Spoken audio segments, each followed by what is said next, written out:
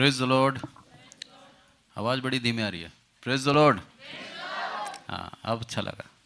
आज का वचन हम देखेंगे सबोपदेशक और उसका 5वां अध्याय पहली आयत। क्या लिखा है यहाँ पर?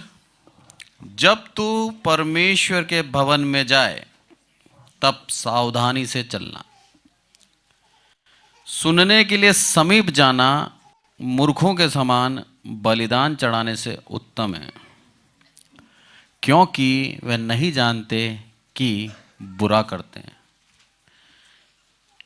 एक आयत सबोपदेशक के उपदेशक ने लिखी और क्या बोलता है यहाँ पर कि सुनने के लिए समीप जाना मूर्खों के बलिदान चढ़ाने से उत्तम है, क्योंकि वे नहीं जानते कि क्या बुरा करते हैं। कैसी बात है कि मूर्ख लोग अगर बलिदान चढ़ाते हैं तो लिखा है कि वह नहीं जानते कि बुरा करते हैं। और हमारा कर्तव्य क्या है आराधनालय में आने का? कि हम सुने। सबसे बड़ी बात, हम सुने, क्योंकि जब तक हम उसको नहीं सुनेंगे हम उसके पीछे नहीं चल सकते।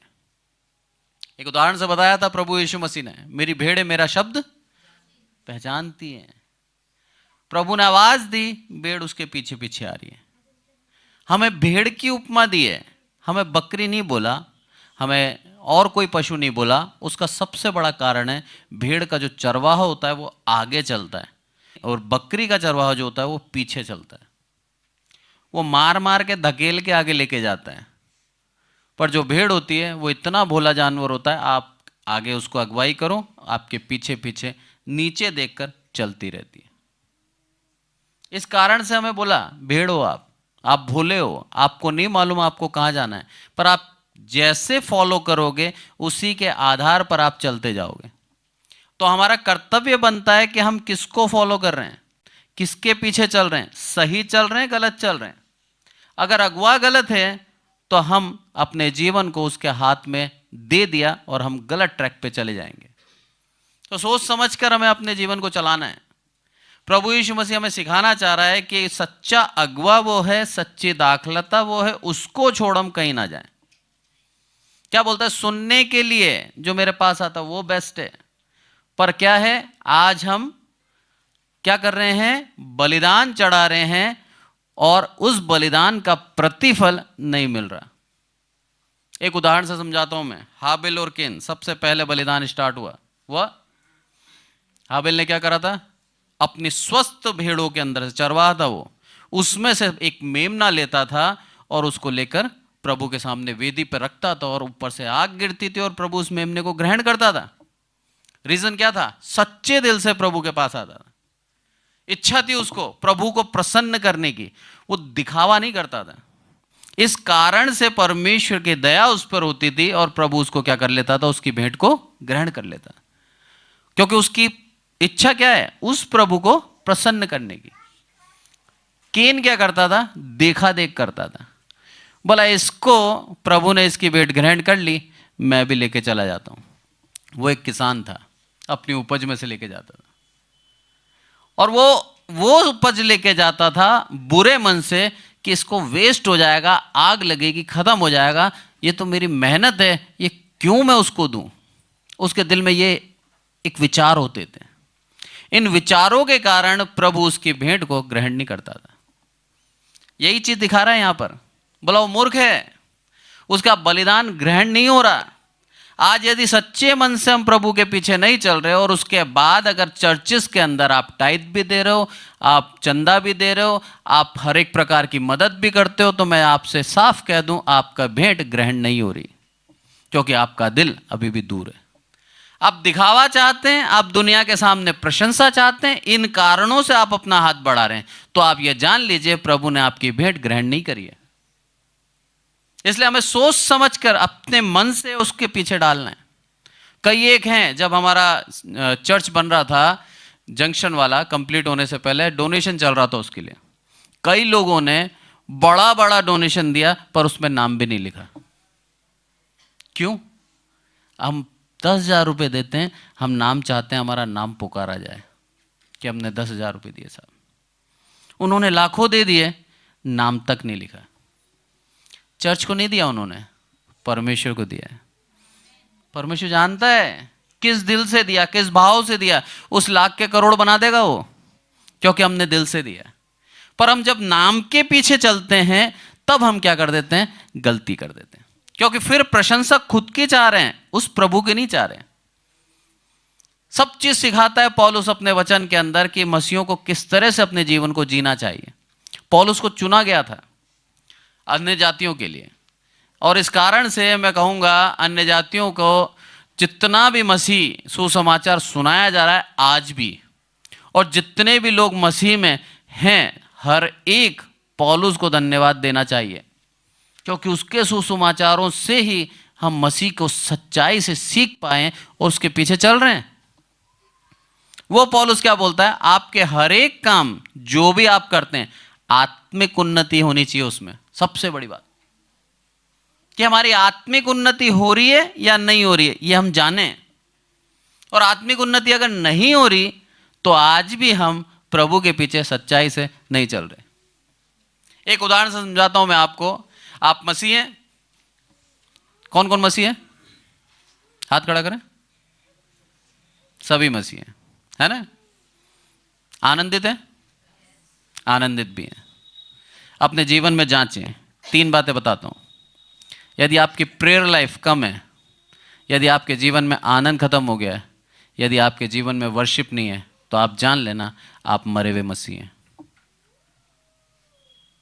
अगर आप प्रार्थना करते हुए, पर्सनल प्रेयर के बारे में बता रहा हूं, व्यक्तिगत प्रार्थना जो आप समय लेके घर में करते हैं, समाज के सामने नहीं। अगर आपकी व्यक्तिगत प्रार्थना 1 मिनट से कम में खत्म हो रही है, 5 मिनट में खत्म हो जाती है, तो आप जान लेना प्रभु से आपका रिश्ता सही नहीं चल रहा। व्यक्तिगत प्रार्थना 1 घंटे की करो आप, 2 घंटे की करो आप, कोई दिक्कत नहीं है। वो समय है जब आप अपने आप को पूर्ण रूप से प्रभु को सौंपते हैं। वचन कहता है आत्मा हमें सिखाती है प्रार्थना करना, हमें नहीं आता। आत्मा खुद रो रो के बिलक बिलक के दुहाई देती है, तब मेरा प्रभु सुनता है। तो ये आत्मिक जागृति के विषय में बता रहा हूं। यदि आप आत्मिक जागरूक हो, प्रभु में बने हुए हैं, मसीह हैं, तो जो आपकी व्यक्तिगत प्रार्थना है वो लंबी होगी। आप उठने की इच्छा ही नहीं होगी आपको, क्योंकि वो कनेक्शन वो बन चुका है प्रभु के साथ। आप सारी बातें उसको कहोगे। एक सिंपल उदाहरण से समझाता हूं। छोटा बच्चा होता है ना, स्कूल जाता है, स्कूल जाके वापस आता है, पूरी बात सारी घटना अपने माँ बाप को बोलता है नहीं बोलता? माँ बाप सुनते हैं उसकी, वो पूरा बताएगा। पहले पीरियड में ऐसा हुआ, सेकंड पीरियड में ऐसा हुआ, दूसरे तीसरे पीरियड में ऐसा हुआ, मैम ने आज मुझे खड़ा करा, मैम ने आज मुझे अप्रिशिएट करा, मैम ने मेरे को आज शाबाशी दी, सब बताएगा वो। माँ बाप को बताता है ना, क्यों? क्योंकि माँ और बाप के साथ उसका रिश्ता घनिष्ठ है, सब कुछ बताना चाहता है। हमारा स्वर्गीय पिता परमेश्वर से यदि रिश्ता घनिष्ठ है तो आप सब कुछ बताओगे, प्रभु आज दिन भर मैंने क्या किया। और मैं चाहता हूं मेरी कलीसिया के इस व्यक्ति के लिए प्रार्थना कर रहा हूं मैं, इसको भी तू आत्मिक उन्नति दे, इसको भी तू आत्मिक उन्नति। हमारा कर्तव्य है कि हम एक दूसरे के लिए प्रार्थना करें। जब हम ऐसा करते हैं तब मसीह के सच्चे विश्वासी के अनुसार चल रहे हैं। यह है सच्चाई। प्रभु चाहता है हम ऐसे जिएं। यदि 5 मिनट में प्रार्थना करके उठ रहे हैं तो आप फॉर्मेलिटी कर रहे हैं और आपका बलिदान ग्रहण नहीं हो रहा। लिखा है साफ साफ, आपका वो बलिदान ग्रहण नहीं है। आप सिर्फ दुनिया को दिखाने के लिए, कोई टोके ना, उसी लिए कर रहे हैं। जैसे एक उदाहरण से बताता हूं। जब मैं छोटा था, मैं शायद 4वीं-5वीं में होगा, मेरे पापा ने साफ एक ऑर्डर निकाल रखा था घर में, खाना जब भी मिलेगा जब बाइबल पढ़ोगे। और मैं खेलने में ज़्यादा मस्ती करता था। मेरी बहन छोटी वाली और मैं, हम 4 भाई बहन हैं, नीचे के दोनों भाई बहन, दोनों के दोनों बाइबल नहीं पढ़ते थे। दोनों को मस्ती करना ज़्यादा पसंद था। पापा आने से पहले फट उठा लेते थे। किसको दिखा रहे हैं हम? उस सांसारिक पिता को दिखा रहे हैं। एक भी वचन उस समय जो मैंने पढ़ा मेरे काम नहीं आया, समझा ही नहीं। समझ के पढ़ा ही नहीं। उस सांसारिक पिता को दिखाने के लिए कि डांट ना पड़े, मार ना पड़े, बाइबल पढ़ ली। पर सच्चाई में क्या प्रभु को चाहते थे हम? जानते ही नहीं थे। सिर्फ दिखाने के लिए कि हाँ बाइबल पढ़ ली, साहब खाना मिल जाएगा। यही अगर आज भी कर रहे हैं हम, तो हम मसीह नहीं है। दिखाने के लिए समाज को, दिखाने के लिए अपने माँ बाप को, दिखाने के लिए अपने भाई बहन को कि मैं भी पढ़ता हूं। अगर आप ऐसा कर रहे हैं तो कोई फायदा नहीं। यहां पर बोल रहा है साफ साफ, उतावली से मन्नत ना मांगना, इस अध्याय का टॉपिक है। आज बताता हूं मैं उतावली से मन्नत मांगने से होता क्या है। दूसरी आयत पढ़ता हूं पहले, उसमें क्या लिखा है? बातें करने में उतावली ना करना और ना अपने मन में कोई बात उतावली से परमेश्वर के सामने निकालना, क्योंकि परमेश्वर स्वर्ग में है और तू पृथ्वी पर, इसीलिए तेरे वचन थोड़े ही हों। हिदायत दी है सुलेमान राजा ने, क्योंकि कई स्कॉलर बोलते हैं सबोपदेशक की पुस्तक सुलेमान राजा ने लिखी है। बोलता मैं तुझे सलाह दे रहा हूं, समझ जा, सीख ले कि तू पृथ्वी पर है और वो स्वर्ग में, इसलिए तेरे वचन थोड़े होने चाहिए। उतावली में आके कुछ कह मत देना, फंस जाता है इंसान। कई बार होता है। एक बहुत भयानक और बहुत ही एक ऐसा उदाहरण है बाइबल के अंदर जो उतावली से कहे हुए वचन के आधार पर है। आप न्यायियों निकालें और उसका 11वां अध्याय निकालें और 31 आयत में पढ़ता हूं। पहले 30 पढ़ता हूं। क्या लिखा है यहां पर? और यिप्ते ने यह कहकर यहोवा की मन्नत मानी। अब आप देखना, यहां पर बोला उतावली से मन्नत मत मानना। यिप्ते नाम का एक व्यक्ति है, वो मन्नत मांगता है। क्या मांगता है? यदि तू निसंदेह अम्मोनियों को मेरे हाथ में कर दे, तो जब मैं कुशल के साथ अम्मोनियों के पास से लौट आऊं, तब जो कोई मेरे भेंट के लिए मेरे घर के द्वार से निकले, वह यहोवा का ठहरे और मैं उसे होम बलि करके चढ़ाऊंगा। कितनी बड़ी बात कह दी उसने।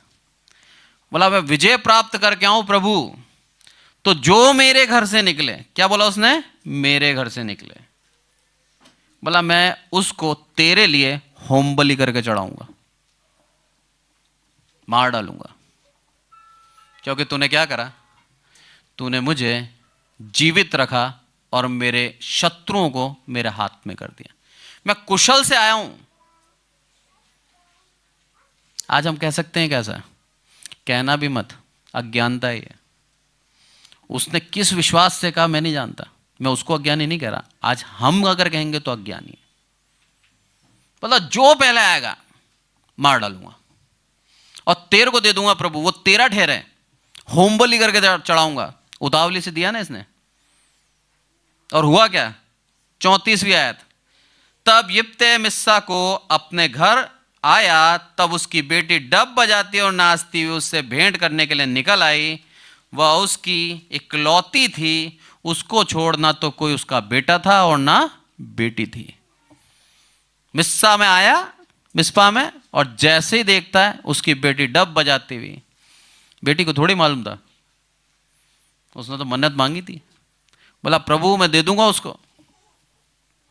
और वो बेटी नाचती हुई अपने पिता का सम्मान करने को, स्वागत करने के लिए बाहर आ गई। तब क्या बोलता है वो? 35वीं आयत, उसको देखते ही उसने कपड़े फाड़ कर कहा, हाय मेरी बेटी, तूने कमर तोड़ दी, तू भी मेरे कष्ट देने वालों में हो गई, क्योंकि मैंने यहोवा को वचन दिया है और उसे टाल नहीं सकता। बहुत बड़ी आयत है ये। गंभीरता देखो आप। ये बात वो बता रही है जो सबोपदेशक में कह रहा है। बोला तू ध्यान रख, तू जमीन पर है और वो स्वर्ग में है। साहब बोल रहा है यहां पर, मैंने वचन दिया है मेरे प्रभु को, अब मैं पीछे नहीं हट सकता। अगर हट गया ना तो भी तेरे को मार देगा, क्योंकि तू उसका ठहरा, मैंने बोला है उसको। आपके वचन बहुत गंभीर हैं, ऐसे ही मुंह से कुछ ना निकाल देना कि आप फंस जाओ अपने ही वचनों में। यहां पर साफ कहता है, बोला तू कैसी ठहरी? तू मेरे कष्ट देने वालों में से ठहरी। वो भी मेरे को दुख देते थे, तूने मुझे दुख दिया। क्यों दुख दिया? पिता के लिए उसकी बेटी जान होती है। मेरा भी एक बेटी है। पिता और पुत्री का रिश्ता अलग ही होता है, घनिष्ठता होती है उसके अंदर, प्रेम होता है। ऐसा नहीं कह रहा कि पिता अपने पुत्र से प्यार नहीं करता, उससे भी करता है, पर पुत्री से थोड़ा ज्यादा लगाव होता है। और ऐसी पुत्री को जब उसने देखा, क्या बोलता है, बोला तूने क्या कर दिया बेटी, मैंने वचन दिया है इसलिए अब तुझे तो देना होगा। उस पुत्री ने क्या बोला, मुझे 2 महीने दे दे बस, मैं मेरी सहेलियों के साथ चली जाऊं, अपना विलाप कर लूं, 2 महीने बाद आके तेरे को जो करना है करना। और उसने कर भी दिया। यहां पर देखो आप 39 आयत, 2 महीने बीतने पर वह अपने पिता के पास लौट आई और उसने उसके विषय में अपनी मन्नत, अपनी मानी हुई मन्नत को पूरा किया। और वह कन्या ने पुरुष का मुख कभी ना देखा था, इसीलिए इस्राएलियों ने में यह रीत चली। क्या रीत चली कि इस्राएलियां स्त्रियां प्रतिवर्ष यिप्ते गिलादी की बेटी का यश गाने को वर्ष में 4 दिन के लिए जाया करती थी। उसका गीत गाने को 4 दिन के लिए जाया करती थी। ये पुराने नियम में एक प्रथा थी कि जब भी कोई बड़ा काम होता था उसको स्मरण करने के लिए एक विधि को चालू कर दिया जाता था, एक रस्म, एक परंपरा बना दी जाती थी ताकि हम उस बलिदान को ना भूलें। ये चीज प्रभु आज भी चाहता है हमसे। जो आपके जीवन में आशीष के काम करें, जो आपके जीवन में बढ़ाई के काम करें, उनको आप कभी ना भूलें। उतावली से मन्नत मांगी थी और मन्नत का हर्जाना क्या हुआ, अपनी बेटी को उसने दिया। लिखा है साफ साफ, मन्नत पूरी करी उसने तो कर दी। अगर कोई दूसरा होता नहीं कर पाता। वो विश्वास में पक्का था, उसको मालूम था परमेश्वर से बोला गया वचन पूरा करना अनिवार्य है। गंभीरता देखिए आप, हम कई बार बोलते हैं हे प्रभु ये जीवन तेरा, और दूसरे दिन से वापस वही पाप करते हैं। कहां दिया हमने, सोचते ही नहीं है क्या बोल रहे हैं, किससे बोल रहे हैं। प्रभु बोल रहा है साफ साफ, सोच समझ के मेरे सामने मुंह खोलें, क्योंकि तुम जानते नहीं हो मैं कहां हूं और तुम कहां हो। अगर इतना गंभीरता है हमारे जीवन में, अगर डर है हमारे जीवन के अंदर उसका, तो ही हम एक सच्चे मसीह कहलाएंगे। इसलिए बोलता है दाऊद राजा, डरते हुए और कांपते हुए उसकी स्तुति करते रहो। यह है सच्चाई, डरते हुए और कांपते हुए, तभी हम उसकी स्तुति कर पाएंगे, नहीं तो नहीं कर पाएंगे। हमें मालूम होना चाहिए हमारे हर एक काम, हर एक चाल चलन मेरा प्रभु निरंतर देख रहा है। यदि मालूम है तो आप कांपते रहेंगे, आप डरते रहेंगे। जैसे एक बच्चा होता है ना, आपके पिता आने से, माता पिता के रहने से एकदम सभ्य रहता है, और माता पिता के चले जाने से अपनी इच्छा पूरी करता है। ऐसे मसीह ना बने हम हमेशा वैसे ही रहें जैसा प्रभु देखना चाहता है। मन को शुद्ध रखें और उतावली में आकर कुछ ना बोलें। अगर गलत बोल दिया तो फिर पूरा करना भी पड़ेगा। आगे जब हम देखते हैं इसी का 6 का 12वीं आयत, बहुत ही अच्छा लिखा है यहां पर, क्योंकि मनुष्य के क्षणिक व्यर्थ जीवन में जो कुछ वह परछाई के समान बिताता है, कौन जानता है कि उसके लिए अच्छा क्या है। क्योंकि मनुष्य को कौन बता सकता है कि उसके बाद दुनिया में क्या होगा। भला क्षणिक जीवन है, थोड़ा सा, थोड़े से जीवन के लिए हम सब कुछ करते हैं, कर रहे हैं ना। आज कितना जीवन है मनुष्य का, 70 साल। वो लिखता है बाइबल के अंदर दाऊद राजा, मनुष्य का जीवन तो 70 साल है। बल के लिए, बल है तो थोड़ा और जी लेता है। और उसमें भी जब बच्चा 10 साल तक होता है, 10 साल तक उसको सुध नहीं होती क्या पहन रहा है क्या नहीं पहन रहा, 10-15 साल यूं ही निकाल देता है वो। और लास्ट के जो 50 साल के बाद की उम्र होती है, उसमें आपकी खाने की इच्छा खत्म हो जाएगी। कारण क्या है, ज्यादा खा नहीं सकते, पचता नहीं है, थोड़ा ही खाओगे। ज्यादा मसाला देखकर आप डर जाते हो, बोला दिक्कत होएगी। बचा कितना सा जीवन सोचो आप। 15 पहले निकल गए, 50 के बाद आप अपने जीवन को अच्छी तरह जी नहीं सकते, तो जीवन बचा मात्र 35 से 40 साल का जीवन, जिसको जीने के लिए मनुष्य पाप भी कर रहा है, व्यभिचार भी कर रहा है, हर एक चोरी भी कर रहा है, गुनाह भी कर रहा है, सब कुछ कर रहा है, वो 35-40 साल जीने के लिए। जबकि मेरा प्रभु क्या कहता है, अनंत काल का जीवन तुम्हें दिया है वारिस बना के। ये 35 साल 40 साल जो तुम्हारे इस शरीर के अंदर, इस देह में तुम इस पृथ्वी पे जी लो, ईमानदारी से जी लो, बिना कपट के साथ जी लो, अपने आप की बड़ाई ना करते हुए मेरी महिमा करते हुए जी लो। यदि ऐसा जी लोगे तो मैं अनंत काल का जीवन तुम्हें दे दूंगा। अब क्या अच्छी डील है, आप सोचो, छोटा गिफ्ट लेना या बड़ा गिफ्ट लेना। लेना बड़ा चाहते हैं पर छोटा भी छोड़ना नहीं चाहते। समस्या ये आज के मसीह की। जैसा छोटा बच्चा होता है ना, बड़ी चॉकलेट दे दो, उसके हाथ में छोटी है, वो छोटी देगा नहीं आपको, भले ये तो मेरी है, वो भी दे। ऐसा जीवन प्रभु नहीं चाहता। प्रभु ने कहा मेरे समान जीवन को जियो। उसका कैसे समान उसका जीवन जी सकते हैं हम? उसने सबसे पहले बलिदान दिया, उस स्वर्ग राज्य का त्याग दिया उसने, उसको छोड़कर नीचे आया। सबसे बड़ा बलिदान था वो। कौन अपने बंगले को छोड़कर एक छोटी सी कुटिया में रहेगा? नहीं रहते ना। हम चाहते हैं कुटिया से निकल के बंगले में जाना, पर यहां उल्टा हुआ है। बंगला तो बहुत छोटा है स्वर्ग राज्य के सामने। एक मैंशन, एक महल बोल लो, महल से निकल के एक छोटी सी घास की एक छोटी सी कुटिया में आया और आनंदित रहा। सबसे बड़ी बात, ये जीवन चाहता है आज प्रभु, आज आपसे और मुझसे, कि हम जो हैं हमारे पास आनंदित रहें, हम बड़े की चाह ना करें, उसमें धन्यवाद दें कि प्रभु तेरा बहुत बहुत धन्यवाद, इस योग्य तो रखा। क्या मालूम मेरे से पहले, मेरे से और भी बुरे जीवन लोग बाग जी रहे हैं। हम भारतीय हैं, बहुत अच्छा जीवन दे रहे हैं। भारत के अंदर अभी भी अनाज का पर्याप्त है, सभी को अनाज मिलता है। कोई भारत देश के अंदर भूखा नहीं सोता, सबको खाना मिल रहा है, भले एक टाइम मिले पर मिलता है, भूखा नहीं सो रहा कोई। कई ऐसे देश हैं दुनिया के अंदर जहां आपको मालूम है मिट्टी की रोटी खाते हैं। मिट्टी होती है ना, मिट्टी, मुल्तानी मिट्टी आपने देखी होगी, उसको मिट्टी को यूं यूं करके पापड़ जैसा बना देते हैं और उसको खुद खाते हैं, बच्चों को खिलाते हैं। कारण क्या है मालूम है? पेट भरा रहेगा तो नींद आ जाएगी। खाना नहीं है वहां पर। यूनिसेफ का नाम सुना होगा आपने, बहुत बड़ी एनजीओ है, वो वहां पर फूड पैकेट देती है, वही खाना है, और वो खाना आप और हम खा नहीं सकते।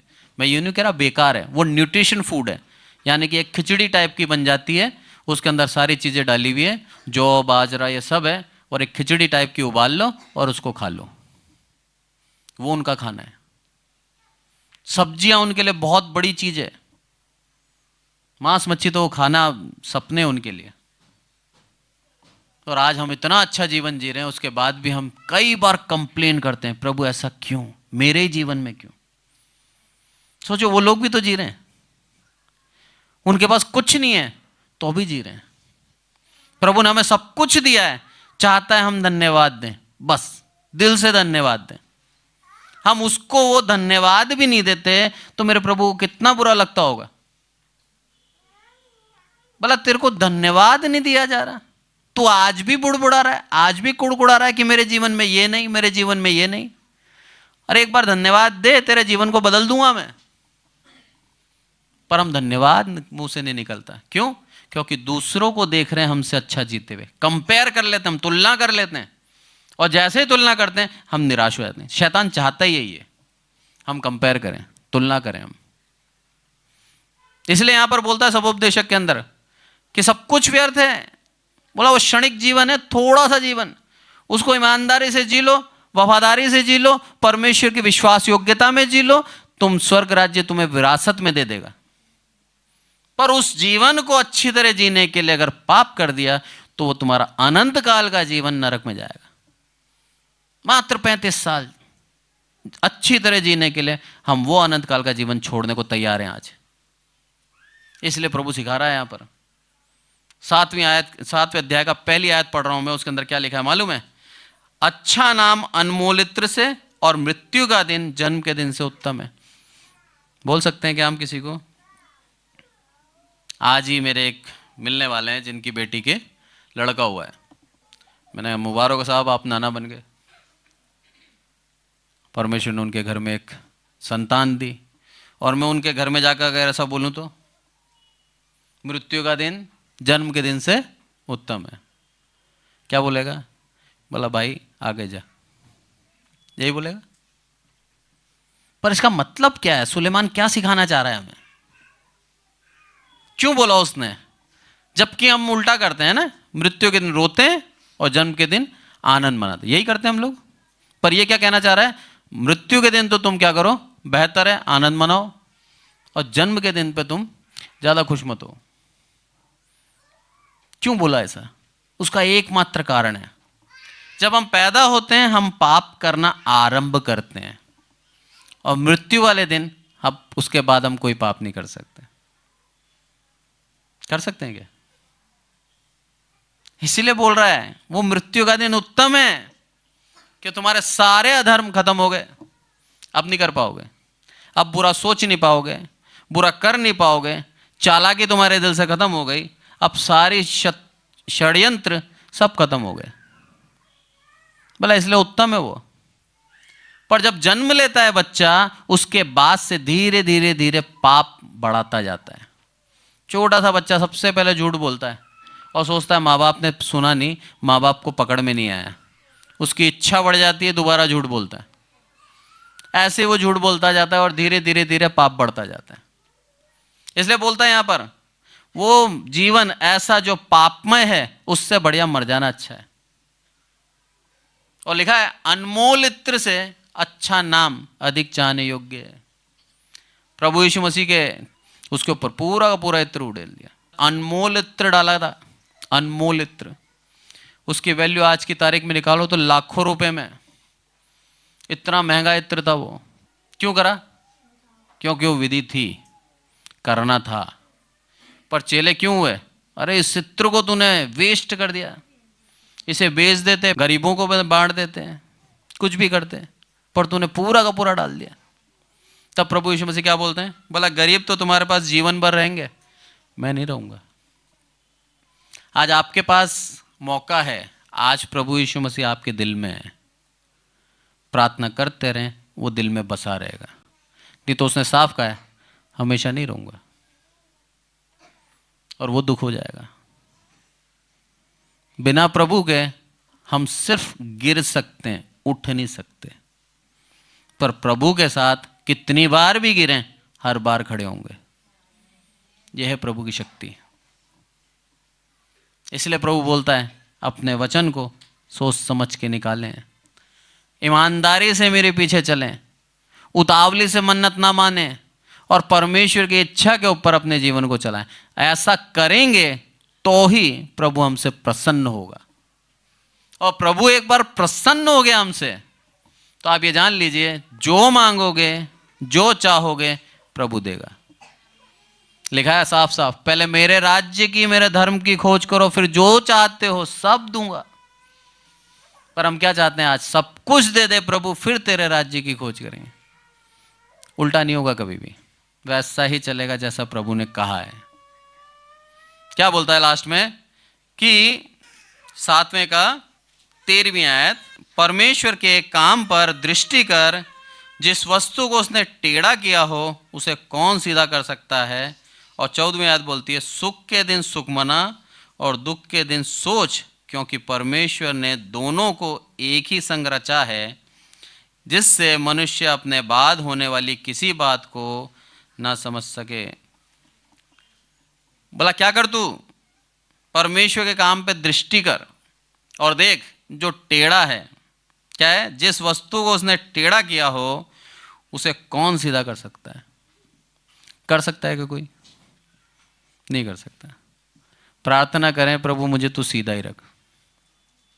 गलती से उसने हमें छोड़ दिया ना तो ऑटोमेटिक हम टेढ़े हो जाएंगे, फिर हमें कोई सुधार नहीं सकता, क्योंकि छोड़ा उसने। फिरौन राजा ने कितने बड़े बड़े आश्चर्यक्रम देखे ना, पानी को लहू बनते देखा, उसके राजमहल में मेंढक आ गए, उसके पूरे भवन में मच्छर ही मच्छर डांस आ गए, उसके पूरे घर में अंधियारा छा गया, बड़े बड़े ओले गिरे। ये सारे काम परमेश्वर ने किए। उसको मालूम था नहीं मालूम था? मालूम था, तभी तो बोलता था मूसा आ, प्रार्थना कर और ये विपत्ति हमारे पे से हट जाए, बोलता था वो। उसको मालूम था कि परम प्रधान परमेश्वर की शक्ति के बाद ही ये सब हो रहा है, और मूसा प्रार्थना करता है मेरे पे विपत्ति आती है। उसके बावजूद भी उसका मन कितना कठोर था, सोचो आप। एक बार भी घुटने नहीं टेके उसने उस परम प्रधान परमेश्वर के सामने। एक बार भी ये नहीं बोला कि प्रभु तू मुझे माफ कर दे, मेरी गलती हो गई, मैं सारी तेरी प्रजा को छोड़ दूंगा। बोल देता तो वो भी बचता, उसकी प्रजा के लोग भी बचते, पर नहीं बोला उसने। क्यों? परमेश्वर ने उसको बनाया ऐसा था। वचन कहता है उसका मन कठोर कर रखा था। हमारा मन मेरे प्रभु के हाथ में है, इसलिए प्रभु से विनती करें हमको मांस का हृदय दे, पत्थर का हृदय निकाल दे। पत्थर का हृदय होता है कठोर, जिसके अंदर कोई फीलिंग नहीं होती है, अपने ही काम को दृढ़ता से करता जाता है। नशा करूंगा साहब, कोई नहीं रोक सकता मुझे, मैं पैसा कमाता हूं। ये शब्द कौन बोलते हैं? जिनका मन कठोर है। गलत काम करूंगा साहब, कोई नहीं रोक सकता मुझे, मेरी इच्छा मेरा जीवन। ये वो लोग हैं जिनके मन कठोर हैं। प्रभु चाहता है वो कठोर मन हटाकर एक मांस का हृदय देना। अगर नहीं लिया तो फिरौन के समान परिस्थिति कर देगा। फिरौन को छोड़ा क्या उसने? नहीं छोड़ा। कठोर था, कई मौके दिए, 10 मौके कम होते हैं क्या? 10 विपत्तियां दी बड़ी बड़ी, जो सिर्फ परमेश्वर के अधीन थी। उसको मालूम था परम प्रधान परमेश्वर इब्रियों का परमेश्वर की ताकत से हुआ ही है। 10 विपत्तियां झेल ली, पर उसके बावजूद भी मन कठोर का कठोर रहा। आपके जीवन में परेशानी आ रही है, तकलीफ आ रही है, आपके जीवन में आपकी नौकरी चली गई, प्रभु आपको कुछ सिखाना चाहता है। तुरंत हाथ जोड़कर घुटने टेक कर मांग लें कि प्रभु मेरे गुनाह मेरे पाप सामने लिया, और मैं तेरे पीछे ही चलना चाहता हूँ, और मुझे सुधार दे। मुझे एक ऐसा दिल दे दे जो तेरी हर एक बात को सुनूं और उसके आधार पर चलूं। प्रभु कर देगा, क्योंकि जब हम मांगते हैं उससे, उसी समय वो हमारी को दे देता है। मरकुस 11 में लिखा है साफ साफ कि जब तुम मांगो विश्वास के साथ तो प्रतीति कर लेना कि जो मांगा है वो मिल गया। उसी आधार पर हमें मांगना है। और प्रभु यीशु मसीह खुद कहता है कि मांगो तो तुम्हें दिया जाएगा। तो हमें मांगना है एक अच्छा जीवन, हमें मांगना है दोष हटा के निर्दोष जीवन, पवित्रता का जीवन हमें मांगना है। जब हम मांगेंगे तब वो हमें देगा। ये तो पाप किसने नहीं किया? सबने किया। ऐसा कोई मनुष्य नहीं इस धरती पे जिसने पाप ना किया हो। सब पापी थे, पर हमें उद्धार दिया उसने, अपने लहू के द्वारा छुड़ा लिया। आज दोबारा जब हम पाप में जाते हैं तो उसका आत्मा खेदित होता है कि मैंने सब कुछ करा इसके लिए, आज भी ये पाप में है, आज भी अपने आप को बदल नहीं रहा, आज भी वैसा ही जी रहा है। उन लोगों के लिए लिखा है जिसको टेढ़ा बनाया उसको कोई सीधा नहीं कर सकता। ये गवाही हमारे ऊपर ना हो जाए, इसलिए सोच समझ कर अपने जीवन को जिए। प्रभु आपसे प्यार करता है, आपको बचाना चाहता है, आपको स्वर्ग राज्य देना चाहता है। वो चाहता है उसके ऊपर ही विश्वास करके चलें, उसके ऊपर ही पूरा भरोसा करके चलें। आपके जीवन में अच्छा हो रहा है, बुरा हो रहा है, सब बदल के उसकी इच्छा के अनुसार आपके जीवन को चलाएगा। धन्यवाद दें प्रतिदिन। प्रभु चाहता है हर एक दिन हम उसका धन्यवाद दें। सुबह उठते ही धन्यवाद दें कि प्रभु तूने मुझे जीवितों के बीच में उठाया। मैं तेरा धन्यवाद देता हूं कि प्रतिदिन मुझे तूने एक नया मौका दिया है तेरे पीछे चलने का। प्रतिदिन तूने मुझे नया मौका दिया आराधना करने का। तेरे संगति में बढ़ता जाऊं मैं, और निरंतर तुझसे प्रार्थना करके तेरे भेदों को सीखता जाऊं। वचन कहता है ना, सुनने के लिए जाते हैं हम, सुने। आज का वचन यही सिखाता है हमें कि प्रभु की इच्छा के अनुसार उसके पीछे पीछे चलें। आपके जीवन में वो वैसा बदलाव करेगा जो आपने सोचा भी नहीं है। एक उदाहरण से सिखाता हूं मैं आपको। दाऊद राजा मेरा फेवरेट कैरेक्टर है बाइबल के अंदर। दाऊद राजा एक ऐसा व्यक्ति जो बचपन से ही प्रभु की आराधना करने में लौलीन था। छोटा 12 साल का है तो भी प्रभु के गाने गाता था। उसके बाद एक बाजा था 10 तार वाला, उसे बजाया करता था, दिल से इच्छा से प्रभु की आराधना करता था और 7 बार आराधना करता था। ऐसा दाऊद राजा जिसने कभी मन में ये विचार नहीं करा मैं बड़ा हो जाऊं, मैं महान हो जाऊं, लोग बाग मुझे ना भूलें, मैं ऐसी कीर्ति बना लूं, कभी नहीं सोचा उसने। एक चरवाहे का जीवन था उसका, भेड़ बकरियां चराता था, भेड़ बकरियां चर रही है जंगल में और वो बैठ के प्रभु के भजन गाता था। कितना आनंदपूर्ण जीवन जी रहा था वो। प्रभु ने उसको चुन लिया और शमूएल से बोला जा उसका अभिषेक करके। अभिषेक जब किया उसका आत्मा उसके ऊपर ठहर गया। उस आत्मा के द्वारा दाऊद ने गोलियत को मारा। दाऊद में शक्ति नहीं थी, उस आत्मा में, उस अभिषेक में शक्ति थी। गोलियत को मारने के बाद दाऊद ने तब भी ऐसा नहीं सोचा कि मेरे को अब बहुत कीर्ति मिलेगी, मेरे को महान हो जाऊंगा मैं। शाऊल ने बोला था जो मारेगा उसको मैं क्या करूंगा, अपनी बेटी से विवाह करूंगा। विवाह करने के पहले उसने एक और शर्त लगा दी, बोला जा और फलिस्तियों की 100 खलड़ी काट के लिया। उसने कहा 100 क्यों, 200 फलिस्तियों को मार दिया और उसका अंग काट के लिया है शाऊल के सामने। अब शाऊल के पास कोई नहीं बचा था उपाय कि दाऊद से उसकी शादी ना कराए। उसने शादी कराई। बहुत अच्छी जीवन चल रहा है ना, राजा का दामाद हम बन जाए तो सबको घमंड से बोलेंगे बोला राजा का दामाद हूं मैं, बोला मेरा ससुर राजा है, पूरा यरूशलेम मेरा है, यही बोलेंगे ना हम। वो एक वफादार सेवक के रूप में काम करता रहा और सेनापति था, सेनापति ही बनकर अपने जीवन को जी रहा था। 1% उसके जीवन के अंदर कहीं भी लालच नहीं था उस गद्दी के लिए, जिस गद्दी पे शाऊल बैठा था 1% लालच नहीं था।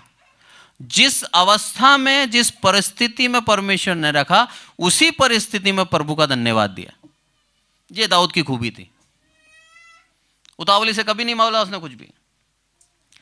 अब वही दाऊद राजा जब क्या बन जाता है, सेनापति बन जाता है, तब लोग जो उसके आसपास जो उसके काम करते थे वो उससे चिढ़ने लगे और शाऊल को भड़का दिया कि राजा दाऊद की कीर्ति बढ़ती जा रही है।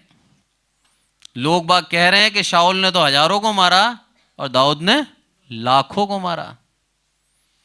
अब कुछ नहीं बचा, तेरी गद्दी पे 2 मिनट में बैठ जाएगा वो, बचा ले अपनी गद्दी। शाऊल डर गया, बोला दाऊद राजा गद्दी पे बैठ गया तो मेरे पुत्र योनातान का क्या होगा, मेरे वंश का क्या होगा। क्योंकि उस समय प्रथा थी अगर दूसरा राजा बैठता है तो पहले वाले राजा का पूरा वंश खत्म होना है, मार देगा।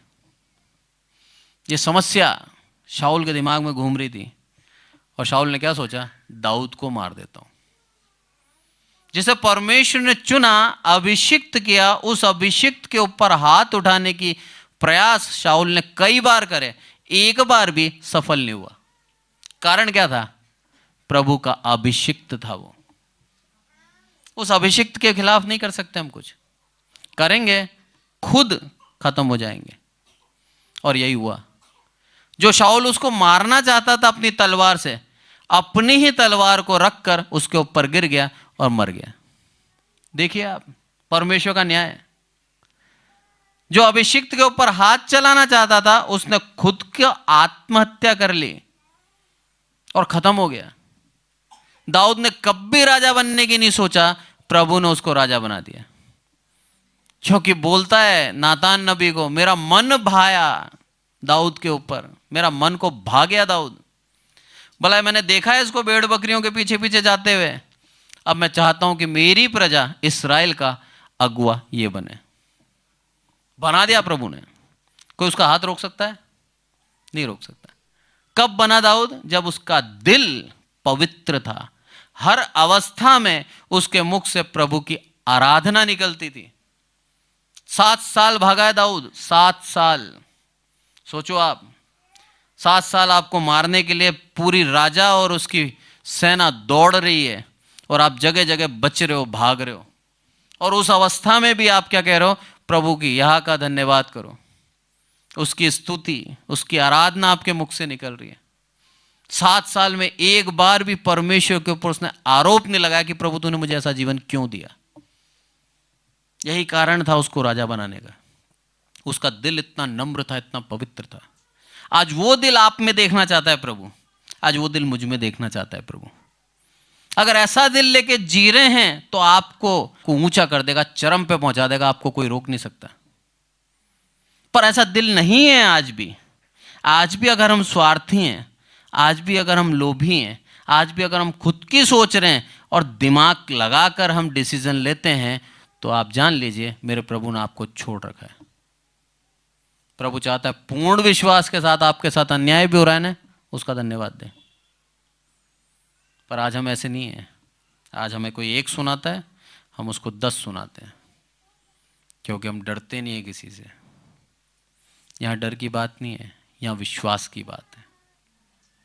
प्रभु पे विश्वास करते हैं तो आप कभी नहीं बोलेंगे, आप चुप रहेंगे। बोलने वाला वो है, और जब वो बोलता है तो सामने वाले को चुप कर देता है। आज के वचन से हम यही सीखते हैं, अपने वचनों को, अपने मुंह को उत्तमता के साथ खोलें, उतावली से ना बोलें। सुनने के लिए आराधनालय आए, अज्ञानी के तरह बलिदान चढ़ाकर हम ये ना सोचें प्रभु प्रसन्न हो जाएगा, क्योंकि प्रभु हमारे पैसों से प्रसन्न नहीं होता, हमारे दान से प्रसन्न नहीं होता। वो हमारे मन से प्रसन्न होता है कि ये दिल से चाहता है मुझे प्रसन्न करना। यही जीवन हम जिए। आइए प्रार्थना करें। हे हमारे प्रभु, आपका बहुत बहुत धन्यवाद देते हैं मेरे प्रभु, आदर मान आपको देते हैं। विशेष करके प्रार्थना करते हैं मेरे प्रभु इस कलीसिया के लिए जो आपने हमें दी। आपका धन्यवाद देते हैं आज के वचन के लिए मेरे प्रभु। सारी आदर महिमा आपको देते हैं मेरे प्रभु। सच में मेरे प्रभु आप चाहते हैं कि हम उतावली से कुछ ना बोलें, हम हमारे मुख को सिर्फ इस हिसाब से खोलें मेरे प्रभु कि आप स्वर्ग में, हम पृथ्वी पर हैं, हम ज़्यादा ना बोलें। पर कई बार मेरे प्रभु हम कर देते हैं गलतियाँ। प्रार्थना करते हैं मेरे प्रभु हमारे मन में वो कठोरपन ना हो, हम नम्र होकर आपसे माफ़ी मांग लें मेरे प्रभु। माफ़ी मांगते ही आप हमें माफ़ कर देते हैं, आपकी दया है। आदरमान आपको देते हैं मेरे प्रभु।